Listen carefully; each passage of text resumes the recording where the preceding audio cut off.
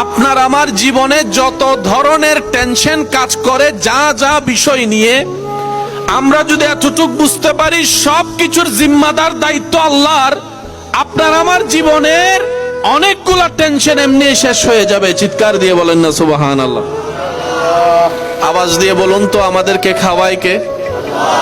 খাবার হজম করায় কে? আবার আপনার আমাকে ঘুমের ব্যবস্থা করে দেয় কে? ঘুম থেকে তুলেন কে? সবকিছু আল্লাহর হাতে। তো আল্লাহ পাক বলে, বান্দা তোর সবকিছু যেহেতু আমার হাতে, তুই আমাকে খুশি করে চলার চেষ্টা কর। একটু বোঝার চেষ্টা করলে সবকিছু ক্লিয়ার হয়ে যাবে।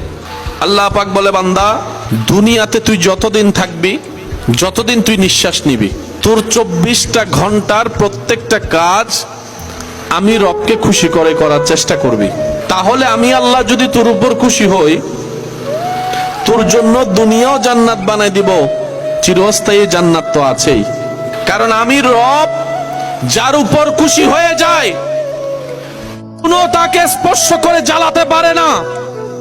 ওই ভিতরে দুশমন যখন ফেলে দেয় আমার বন্ধুকে, আমার প্রিয়কে, কুলনা ইয়া নারু কুনি বারদাও ওয়া সালামান আলা ইব্রাহিম, আমি আল্লাহ তার জন্য শান্তির বানাই দিই।